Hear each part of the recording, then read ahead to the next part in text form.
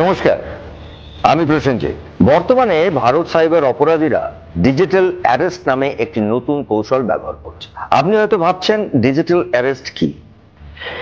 এটা এক ধরনের সাইবার প্রতারণা, যেখানে অপরাধীরা পুলিশের নাম ব্যবহার করে আপনাকে ভয় দেখায়। তারা ফোন বা ভিডিও কলের মাধ্যমে দাবি করে যে আপনি কোনো অপরাধে জড়িত এবং আপনার নাম অ্যারেস্ট ওয়ারেন্ট জারি হয়েছে। এই ভিডিও কলগুলিতে প্রতারকরা সাধারণত পুলিশের ইউনিফর্মে থাকে এবং ভুয়ো আইডি কার্ড বা পরিচয়পত্র দেন। এমনকি তাদের অফিসও আসল পুলিশের অফিসের মতন সাজানো থাকে। উদাহরণস্বরূপ বলা যায় যে প্রতারকরা সাধারণত বলে আপনি মুম্বাই থেকে তাইওয়ান যে পার্সেলটি পাঠিয়েছিলেন সেটিতে ড্রাগস পাওয়া গেছে এবং মুম্বাই কাস্টম সেটিকে আটক করে রেখেছে। এতে আপনার আধার কার্ড ব্যবহৃত হয়েছে।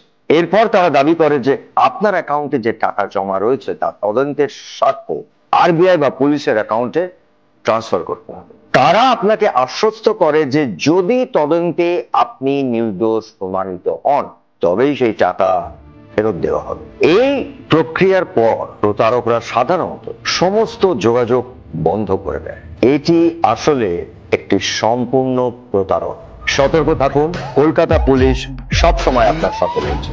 নিজে সতর্ক হন এবং বাড়ির বয়স্কদের সতর্ক করুন। সাইবার অপরাধীদের হাত থেকে বাঁচুন এবং প্রযুক্তির সঠিক ব্যবহারের মাধ্যমে নিরাপদ থাকুন।